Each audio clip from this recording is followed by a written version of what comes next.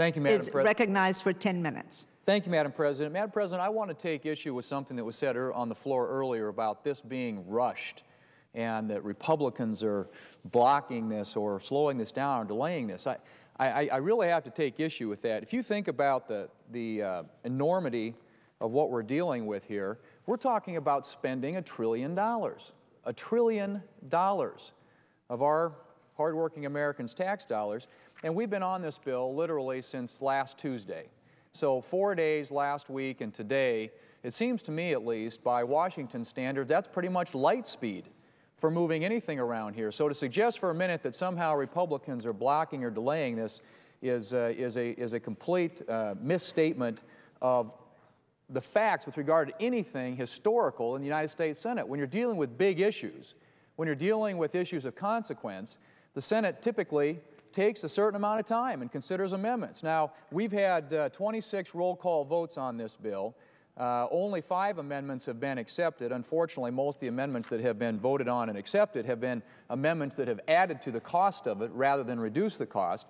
But the point very simply is 4 or 5 days of time in the United States Senate to spend $1 trillion. And I've said this before, but I'll repeat it, that $800 billion, which is the base amount of the bill, when you add in the interest cost, about another $350 billion, it gets you up to almost $1.2 trillion. But I said this last week, that between the Revolutionary War and the presidency of Jimmy Carter, we only as a nation borrowed cumulatively $800 billion. We're talking about borrowing $800 billion from future generations in this one piece of legislation. This is historic. It is unprecedented. It is stunning in terms of the size and scope and scale of this, and it certainly ought to be given the consideration that I think something of this consequence and magnitude to the American people deserves. Now, Madam President, I think it could be said about this legislation that the more things change, the more they stay the same. You know, because I've said before that when we saw this bill come over from the House, it was about $820 billion. It got added to in the Senate, got up to a little over $900 billion. Then this last week, there was this big debate about, well, we're going to be able to reduce the size of this. We're going to change some of the ways that it's funded, make it more stimulative and more oriented toward job creation. But the reality is, in spite of all those statements to the contrary, we are faced with a bill today that is essentially larger than the bill that came to us from the House. And the so-called compromise, which was designed to cut extraneous wasteful spending in this bill, reduce the overall amounts in some specific categories, but it didn't eliminate the categories. We are now spending on the same types of wasteful, non-stimulative items. We're just spending slightly less than we were going to under the original bill that we had last week in front of us. And in fact, compared, as I said, to the bloated House bill, to which so many people across the country reacted negatively, we're actually spending more. So the Senate bill, the so-called compromise, is actually not smaller, but rather larger than the House bill. And second, the same shotgun approach to funding programs that are not temporary and not targeted is being employed. So we continue to fund budget items that still create bad policy and bad precedent. We just do so a little less. Expansions of Medicaid, COBRA, the first ever foray by the federal government into school construction are all policy and precedent-setting changes from which it will be very hard to retreat. Now, make no mistake about it, Madam President, with this bill, we start down a path to a bigger and more pervasive federal role, thereby changing the traditional dynamic between the federal government and state and local governments. And I don't believe this is the bargain that the American people thought they were getting. So just where are we in this process as we end up here on the floor this Monday afternoon? Madam President, we still have an $800 billion bill, more than $800 billion, as I said earlier, larger than the House bill. The House bill came over here at $820 billion. The Senate added to it, got it up to about somewhere close to $940. It got cut back a little bit under the so-called compromise that emerged last week. But the compromise leaves us at a point where we're actually spending more, $827 billion, than the bill that originally came to us from the House, which was scored at $820 billion. Add in the interest, $1.2 trillion. It really hasn't been reduced from the levels that most Americans, I think, found to be very disturbing about the House bill. In fact, the Senate bill is actually larger, not smaller, as I said before, than the House bill.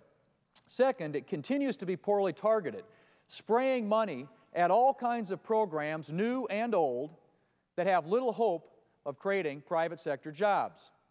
And we got the report from CBO last week, which suggested, again, that there could be as few as 1.3 million jobs created from the previous Senate bill. My assumption, of course, is that although this has been reduced, not by much, that the overall job creation is going to be even less under the so-called compromise than it was under the original bill before the Senate last week. Third, it is not timely.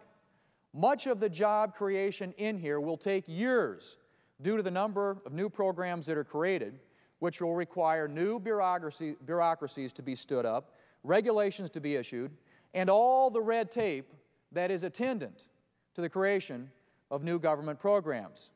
Fourth, it is not temporary. The mandatory funding in this bill will be added to the baseline, creating long-term spending programs and liabilities that are permanent. Let's not fool ourselves, Madam President. Much of the spending in this bill is not going away. Fifth, every penny is borrowed from future generations.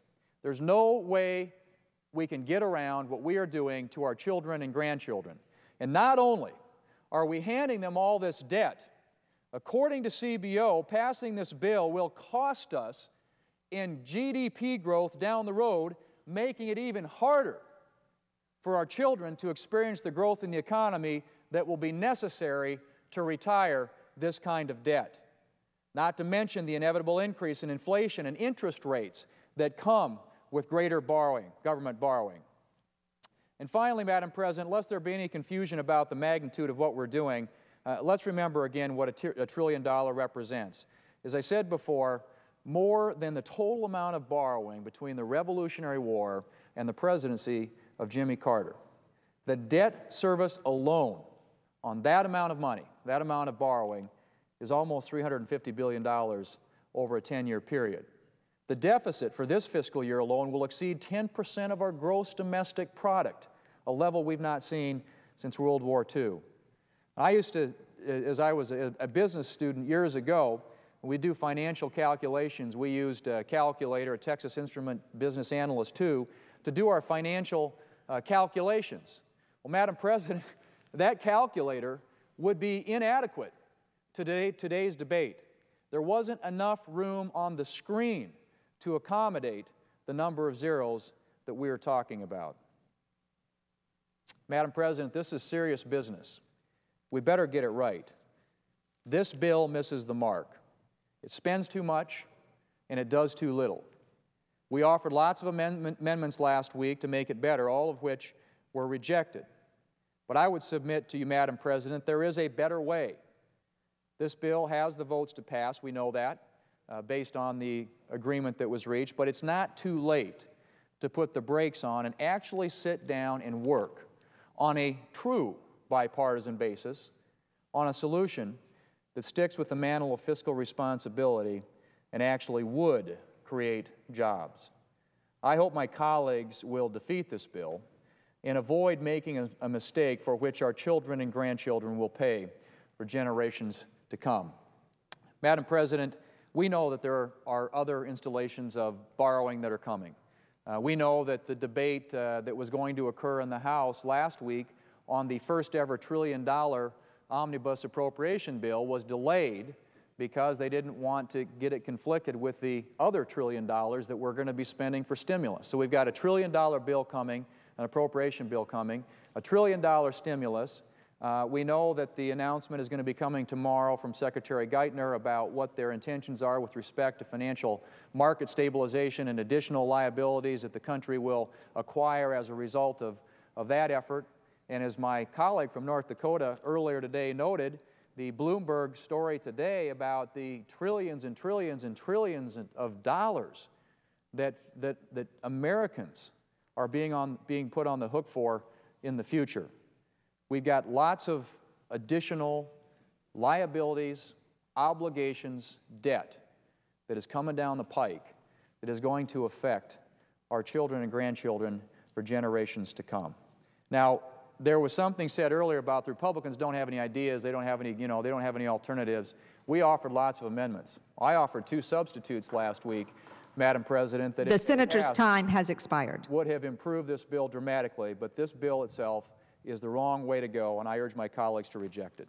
I want to come back to one point that I neglected to make earlier, or didn't have time to make in my remarks, and that is that even though I made the point that the House bill, when it came over, was at a certain funding level, $820 billion, that the Senate compromise is $827 billion, and that actually the compromise is more costly than was the bill that so many people complained about as being pork-laden when it came over from the House. There are those who are saying that this bill is going to get bigger in the conference committee when the House and the Senate get together to work out their differences. And I want to note what the senator, one of the senators from Michigan said just recently, and that is, I expect there will be some significant improvements over the package that comes out of the Senate. He said there would be a push for more spending on infrastructure, education, and aid to the states. The President indicated just recently, he said this, and I quote, "I'll be honest with you, the Senate version cut a lot of these education dollars. I would like to see some of this restored." We talk about cuts in this program like we're actually cutting something that already exists. We're talking about $1 trillion in new spending, unprecedented amount of spending that hasn't been authorized. It didn't go through regular order. And now we're actually talking as if somehow that because the Senate bill, although as large as it is, larger than the House bill, is smaller than it was relative to where it was a week ago, which was over $900 billion, that somehow that bill has been cut, and that when we go into conference, we're going to restore some of this money. So I guess the only point I would make is, as this thing works its way through the legislative process, we're not talking about a bill that is going to be smaller. We're talking about a bill that is going to become increasingly larger, and I would suggest that when it goes to the conference committee with the House of Representatives, that this will not, if it's at 820 in the House and 827 in the Senate, you can bank on it. That's going to be the minimum. It's probably going to get significantly larger. And as I said before, we believe there's a much better way of doing this. First of all, there was a great, comprehensive approach last week put forward by the senator from Arizona, which many of us supported, which invested in infrastructure, which addressed the housing issue, which many of us believe is central to our ability to emerge from this crisis, and which also, I think, appropriately targeted a lot of the stimulus toward job creation in the form of tax relief for small businesses, which frankly create most of the jobs in our economy. At least a good share, 2/3 to 3/4 of the jobs in our economy are created by small businesses. Also directed a lot of that particular approach and package to tax relief for middle-income families, putting more money into their pockets and allowing them to get out and to spend and to take advantage of something that might benefit them more than some government program that's going to be funded in Washington, D.C., from which they probably will derive very little benefit. And so, Madam President, again, this is not getting smaller. It is getting larger at every step in the process. There are better ideas and better alternatives out there. This has been proven, at least by the CBO, to have very, I think, questionable ability to create jobs, and also to do more long-term damage to the economy down the road in their study, which came out last week that suggested that if, in fact, this stimulus bill was enacted, it would lead to lower GDP growth in the out years. Madam President, I see some of my colleagues have arrived, so I will yield back the floor.